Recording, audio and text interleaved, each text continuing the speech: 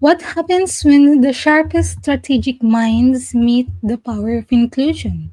Welcome to the PhD with Women on IT Hack the Future. My name is Jimmy Navarrosa, and today's PhD Positivity Hack Delivered will be by our guest Rita McGrath. Our topic for today is Innovation Reimagined When Strategy Meets Inclusion. Episode 197 starts here. Let me remind you, this is a grassroots community that focuses on women on IT, an inclusive forum for women in technology, startups, and female leaders who are supported by men as well. And we bring heart to that hassle because empathy is our mojo and empathy is critical in innovation. Before we start our discussion, I want to take a moment to shine a spotlight on some incredible achievements from our community. Congratulations to Tambua Women in Tech on your Community Initiative of the Year nomination for the Women in Tech Global Awards 2025 by Women Tech Network. Your dedication to empowering women and creating real impact in the tech space continues to inspire and transform communities. Let's rally behind this incredible team and vote. Hooray to Celine Demir for being recognized as a Digital Talent Award nominee at the Right Brain Celebration event. Your recognition is a beautiful testament to perseverance, passion, and purpose. Cheers to you and all the incredible Right Brains Awards nominees who continue to light the way for future generations and digital leaders. Now let's go back to our topic, innovation reimagined when strategy meets inclusion. Join us for an eye-opening positivity hack delivered with Rita McGrath, a professor, one of the world's leading experts on strategy and innovation, consistently ranked among the top 10 management thinkers globally by Thinkers 50, best-selling author of Seeing Around Corners and The End of Competitive Advantage, and also the host of the popular Thought Spark podcast. In this conversation, we'll explore how diversity fuels innovation and why, when women and underrepresented voices are part of the design process, the results are more inclusive, impactful, and visionary. Whether you're a leader, innovator, or changemaker, this conversation will inspire you to rethink how strategy and inclusion can reimagine the future of innovation. Please join me in giving a warm welcome to Rita. Thank you so much, Rita, for joining us, and it's an honor to have you here. To start, where in the world are you today? Today, I am in Princeton, New Jersey, in the United States. Oh, wow. Rita, I know your strategy. You know your strategy so well. What made you realize that diversity isn't just about doing the right thing, but it is actually the most powerful tool for quickly growing and staying ahead in business? Well, diversity has many dimensions to it. So, the first thing is fairly obvious, which is the more you have a diverse team looking at a problem or a project, the more likely you are to better understand customers, the more likely you are to better understand what the needs are. So, I'll give a couple of examples of where this didn't happen. Years ago, Procter and Gamble invented this great product which was going to allow you to do dry cleaning at home, in your washing machine. And so, well, actually, I guess in your dryer, you put this substance in the dryer and you put the clothes in it and it would whirl them around and you get clean clothes as a result. And they thought this was going to be amazing. It was going to put dry cleaners out of business and it was going to take the world by storm, and released it to the market. And the market was just like, yeah, no, not really. I mean, a small percentage took it up, but very few people did. And it turns out that when you take something to the dry cleaner, the dry cleaning part of it is only a piece of the solution that you're hoping to achieve, which is you not only get the clothing cleaned, but you get it pressed and packaged and it looks nice and it's ready to wear. Whereas if you just dry clean it in your dryer at home, you still have to then iron it, you still have to prepare it. It's still a lot of work needed to get ready. And I don't know this for a fact, but my guess is that had they had a few women who had to do this for their husbands on that design team, they never would have released that product. Another one of my favorite stories is about this great idea that a team had to replace all the payphones in the city of New York with these internet-enabled kiosks called Link NYC. And the idea would be that you would be paid for by advertisers. So you're advertising on the kiosk, and then you'd be able to plug your phone in. You'd be able to access the internet. It would be great. And I had an early conversation with members of that design team, and I said, "Well, what do you think people will use this for?" And they said, "Oh, it's going to be amazing. They're going to find the address of the local artisanal cheese shop, and they'll find out when the farmers market is open." And that whole team was really great people, but very much the same. They were all from Ivy League schools. They all had sort of middle or upper middle class backgrounds. They were either engineers or MBAs. They sort of swam in the same circle. So they rolled these things out across the city of New York in a big, highly hyped launch. And within 48 hours, you had people watching porn in tourist areas. You had people doing, pretty unspeakable things in front of stores. You had homeless people setting up encampments around them, watching YouTube all day. And my argument would be, had they had someone on that design team who really had experience with what goes on the streets of the city of New York, they might have designed it differently. So I think the risk that you have when you don't have a diverse team looking at your innovation programs is that you really miss something important about the user need you're designing to, or the product that you're trying to create. I think a second thing that is equally important, but somewhat more subtle, is that teams that are welcoming of diverse people are also welcoming of diverse viewpoints. And that tends to create an organization which is more inclusive of welcoming unconventional ideas, which of course is highly relevant to innovation. Thinking about seeing around corners, what major point, what major turning point in business do leaders often miss when everyone on the team is too much alike? And what is the real danger in that? When everyone's too much alike? Yes. Well, you don't, you have a narrower range of what you see, right? So the advantage of having diverse perspectives when you're trying to open your aperture to broader trends going on in the larger world is you want people from diverse backgrounds, you want diverse educations, you want diverse social status, because it'll give you a wider range of possibilities to consider if you have diversity on your team. You teach us that business edge doesn't last forever. How does making sure everyone's ideas truly count become a powerful, unique, and hard to copy way to stay successful?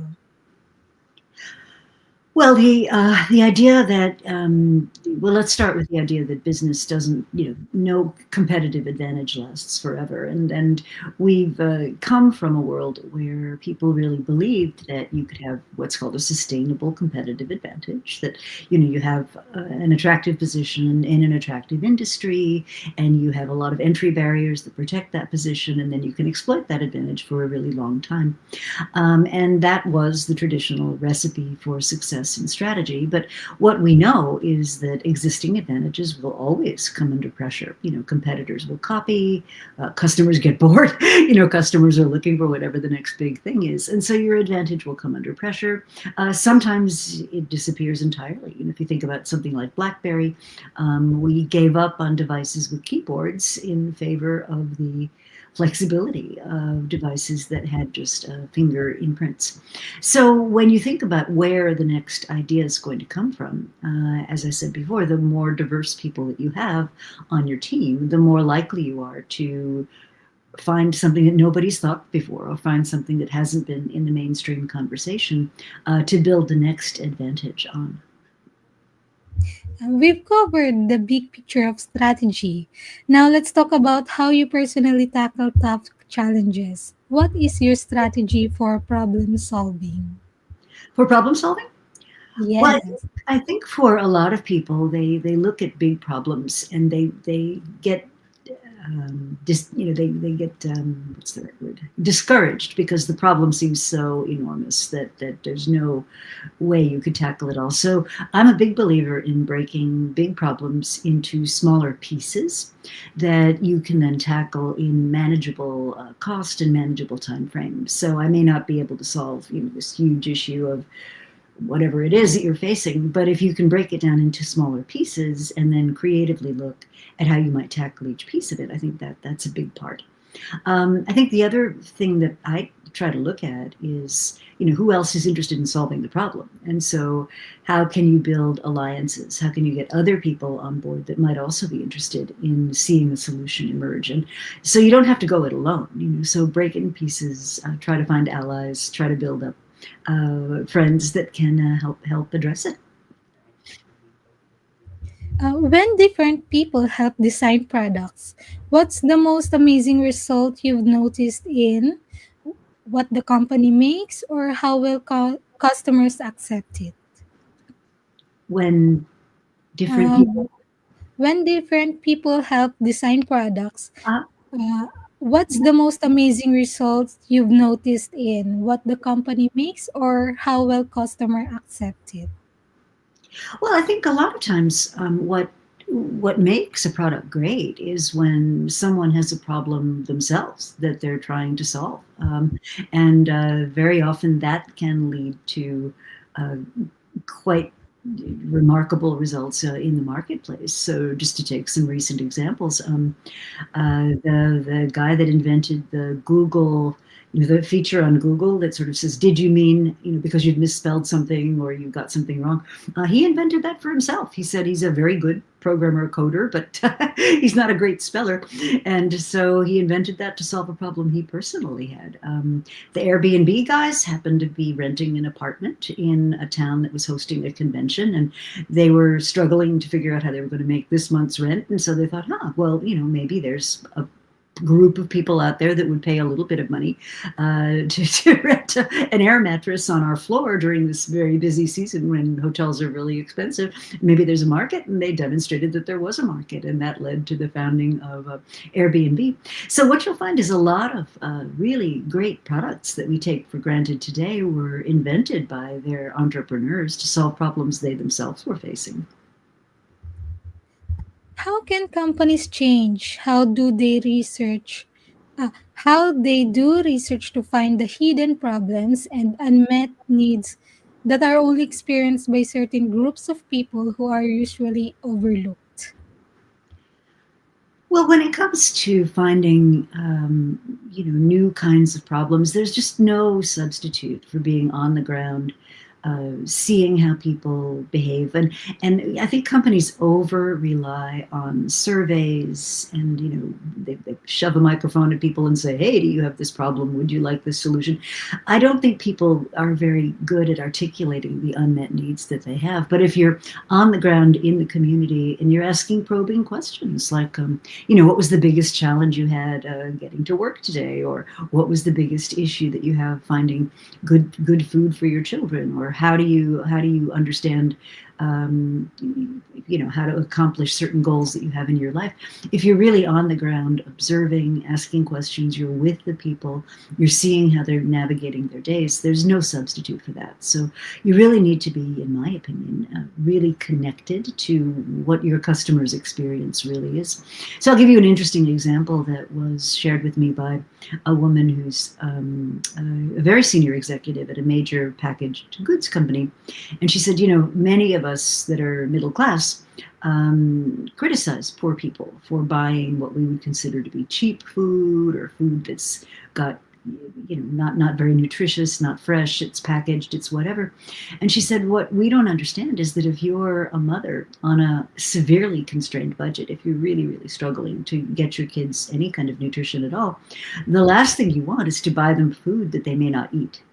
And so you're going to, if it comes to a trade-off, you're going to buy things that you know that at least they'll eat. So at least they're getting some nutrition, even if it's not the best, even if you know that if you had more money, you could buy something different. But I think you have to have that level of empathy that you don't impose your own judgments and your own value systems on how other people behave, because it's also very easy to misunderstand what you're observing if you put your own lens on it. Like, you really need to try to look at it the way that your prospective customers are looking at it. Innovation means taking risks. How can companies make it less scary for women or underrepresented innovators to try truly bold ideas without worrying or about being blamed or punished if they don't work? Well, that's a huge issue. So the first thing I would say is innovation, by definition, involves smart risks. By definition, innovation means doing something new, right? And you're trying to look for something that works. So you're going to have a range of possible outcomes, some of which will be in the direction that you desire, and some of which will not be.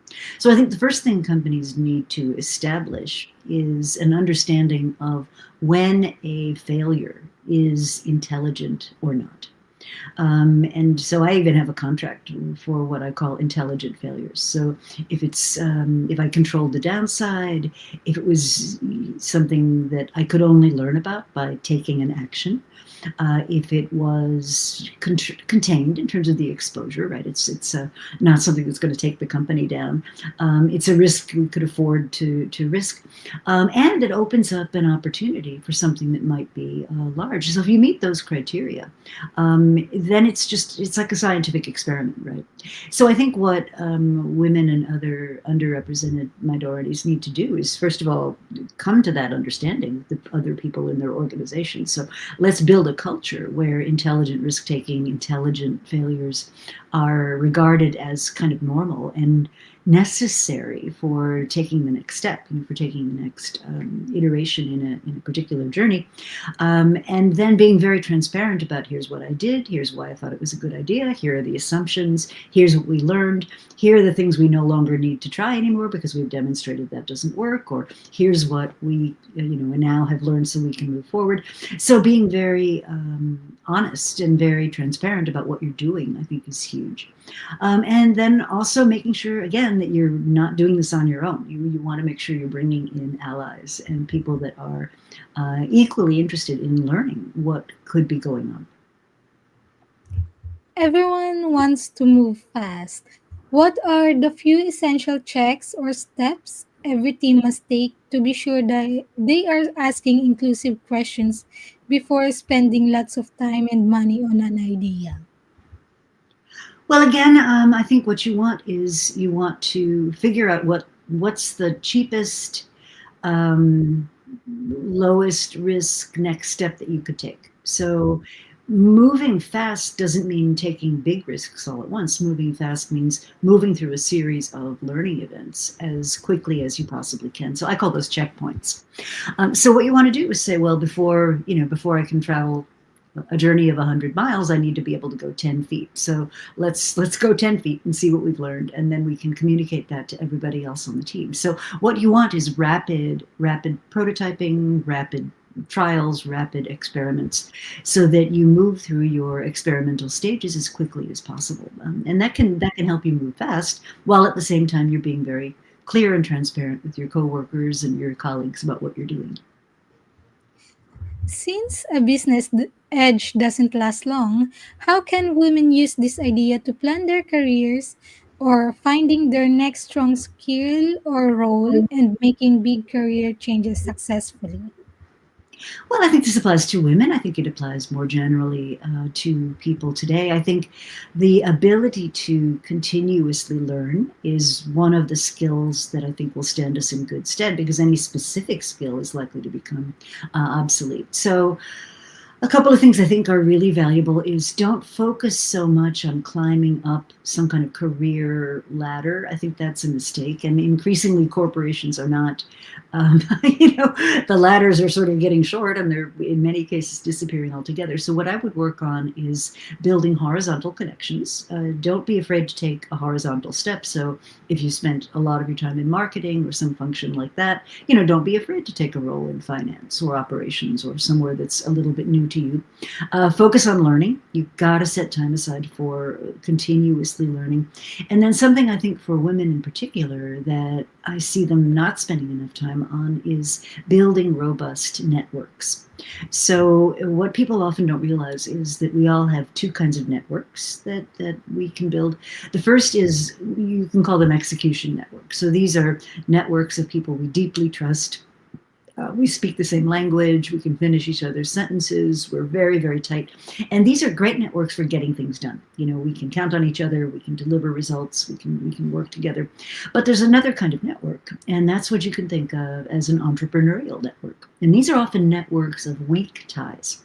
People I met at a cocktail party, people who, just suddenly showed up at an event that I didn't know about, someone I met maybe while taking a course, or someone I met in a discussion group. And these are people we may not know well at all. But here's the thing, they have access to information which is not redundant with all the people that we're very, very close to.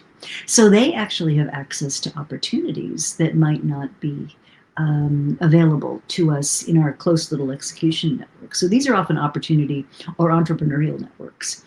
And what I would observe is that a lot of women, get really busy, their heads down, they're getting stuff done, and they over invest in the close knit execution networks, and they under invest in the kinds of opportunities that you can find when you're engaging in entrepreneurial networks, when you're reaching out to people who are not part of your day-to-day circle.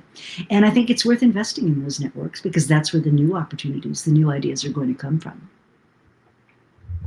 And also, in your opinion, what are the top three soft skills all career driven females, in your opinion, should have? The top results, the top, Uh, Top three soft oh, skills. soft skills. Um, Well, when you think about soft skills, they're really hard skills. I think it's a mistake to think about things like, oh, finance is a hard skill, and understanding human beings and building teams is a soft skill.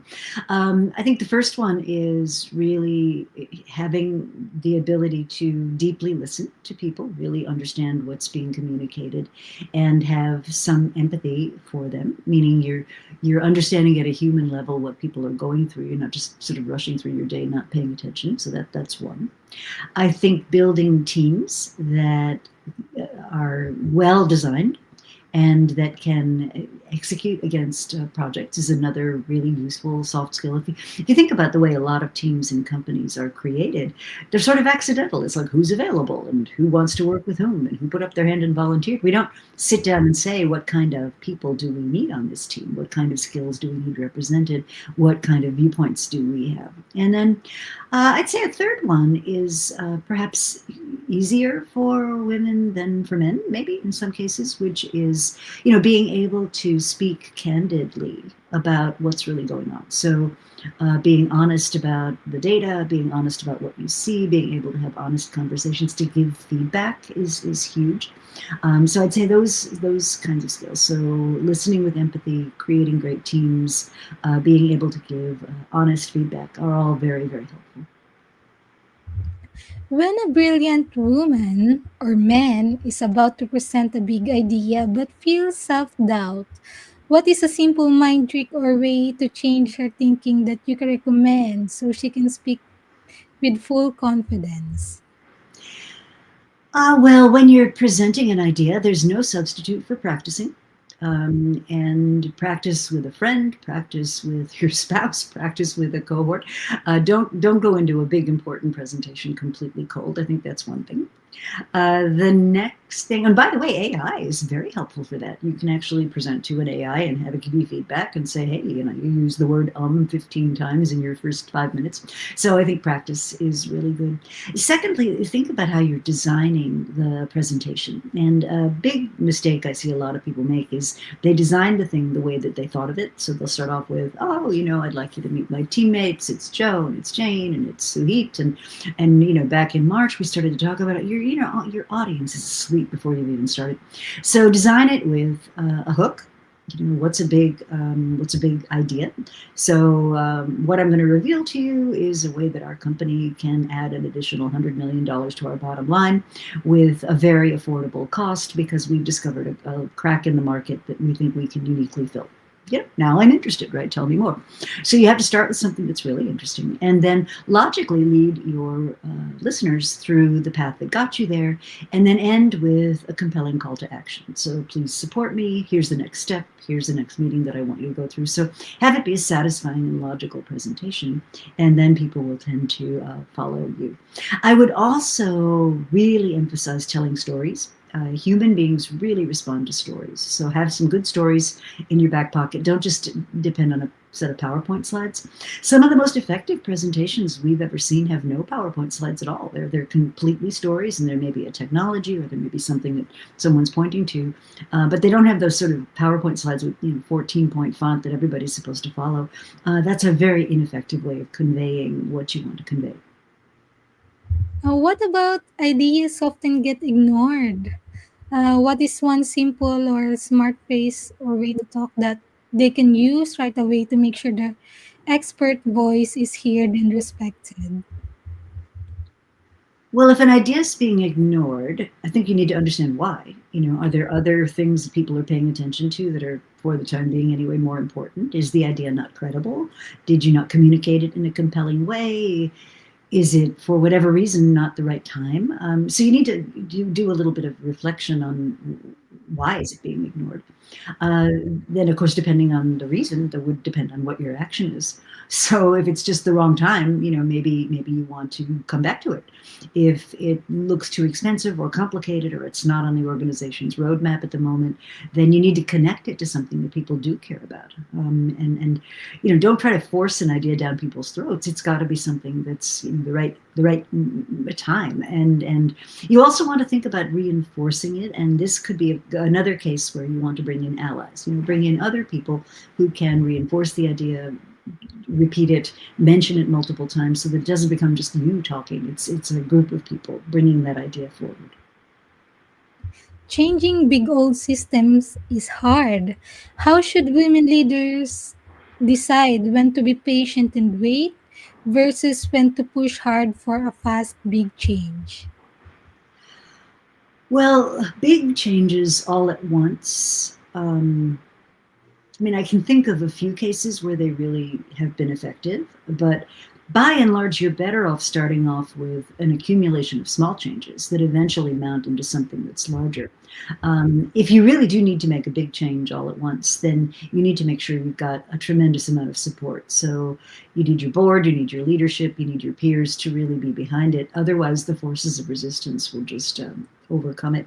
And then I think there's a very simple formula that I like to use, which is the bulk of the people that you're trying to get to change need to be dissatisfied with the way things are. So I call that constructive dissatisfaction with the current state of affairs.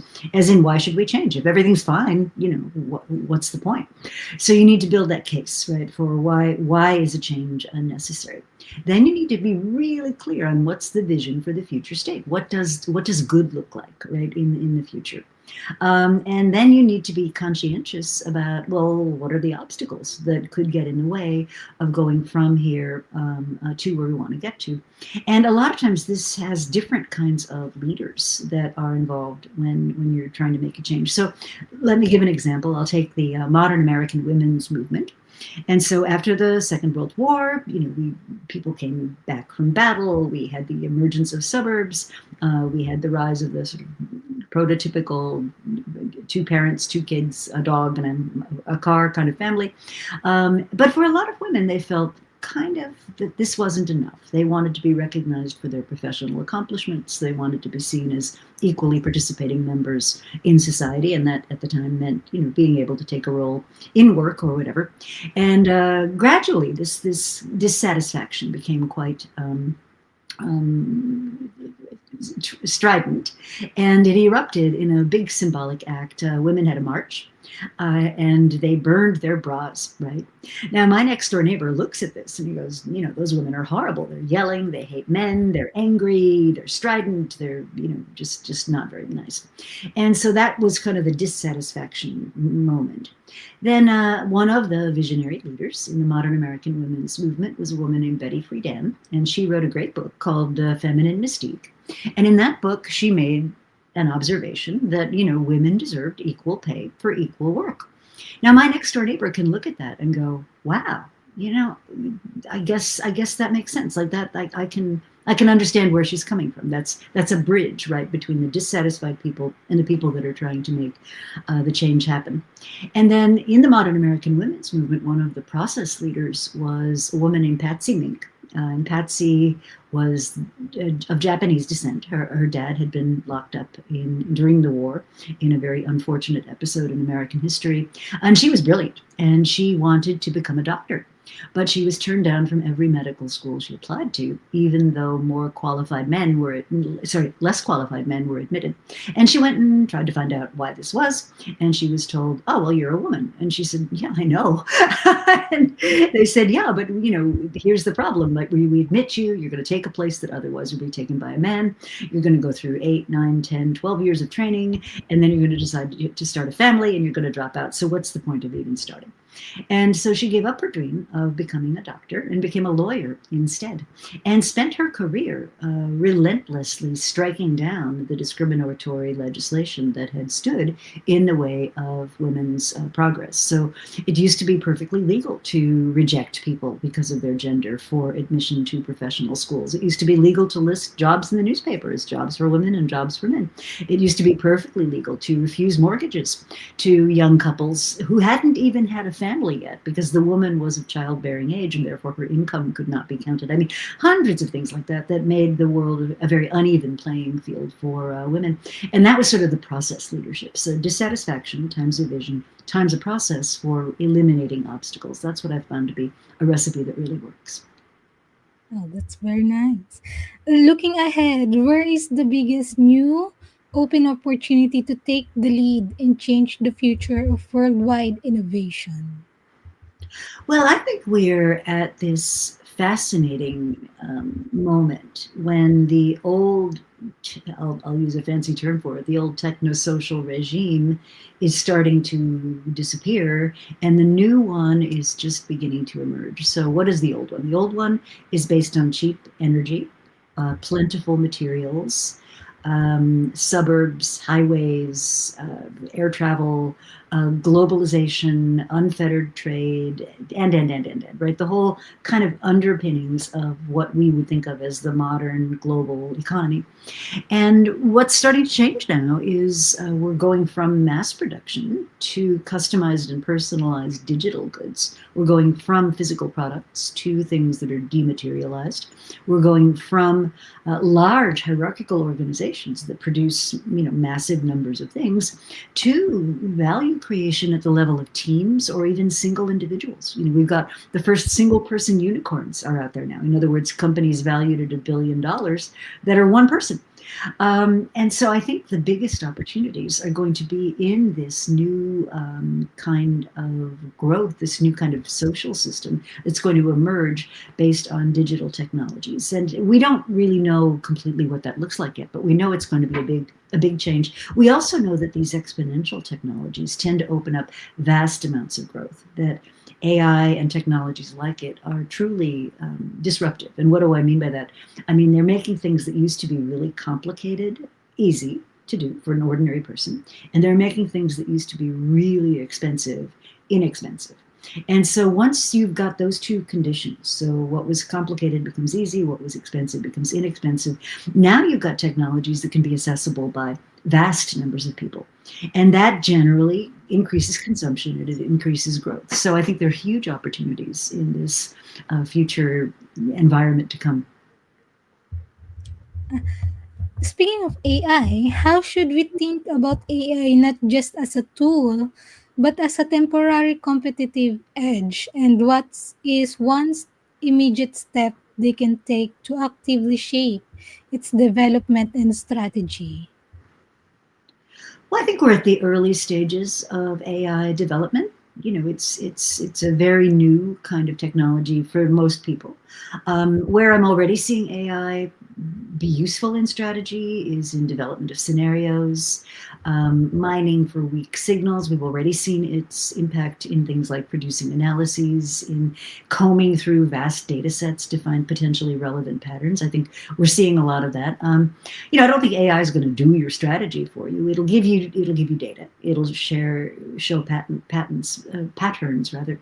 But I think strategy in the future is going to be as much about imagination and inventiveness as it is about analysis, as we've conventionally relied on it. So I think we're going to see a lot more imaginative strategies. We're going to see strategies that are truly novel, emerging.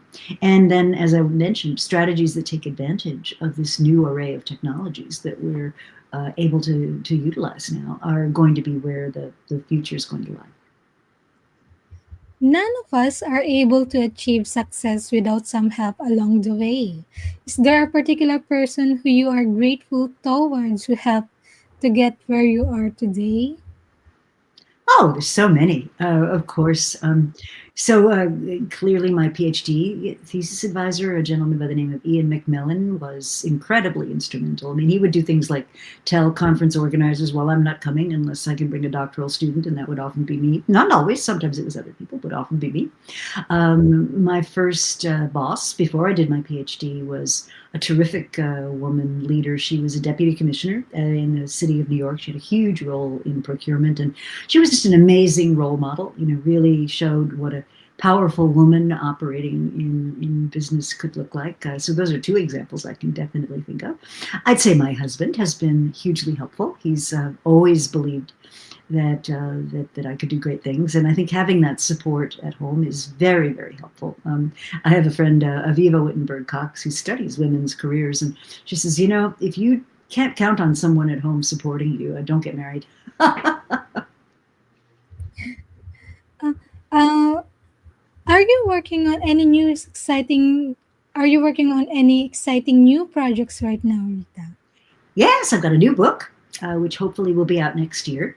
And it is looking at this question of inventive strategy and how we can think about strategizing in this world of digital goods to come. How do we design organizations? How do we think about our competitive strategies when things are much more fluid than we're accustomed to them being? When you can invent a new product with practically zero investment. How do you think about that world? As we are going to the end of our show, let me ask you.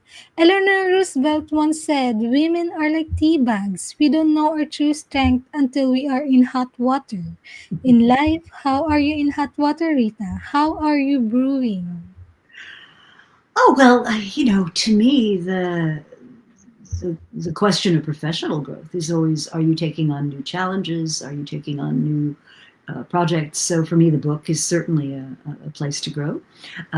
Certainly at Columbia Business School, where we have two beautiful new business school buildings, we're really growing our outreach to people. We're trying to have more impact in the world. So those would be a couple of examples. But I think it's continuously, working with companies, creating new challenges, taking on new projects, and not just sitting, living off the past success. What is the number one book you can sit and think, "Oh, I wish I read before I started my career"? Oh, huh. That's a hard one. gee, I've forgotten now. I'd say certainly books like Built to Last and In Search of Excellence are super, super helpful. I think some of the books about women's careers have been quite useful as well. Mm. Uh, let's imagine that you could meet anyone in the world for a private breakfast. Who would it be and where would you choose to meet? Well, I don't know that I'd care so much about where. I think meeting Malala would be absolutely fascinating. I mean, what an amazing young woman, and to have won a Nobel Peace Prize at that early an age. It kind of sets you up either for a life of struggling to live up to that, or a life of just being able to use that platform for amazing things. I also recently had such a meeting with a woman named Carlotta Perez, who's an economist who I have been very influenced by in terms of her perspective on how capitalism evolves. And we had a lunch actually in England, in a little town that she lives in, which was a lot of fun. And thank you so much, Rita, for joining us here in our podcast. And that's it from 197 of the PhD live stream.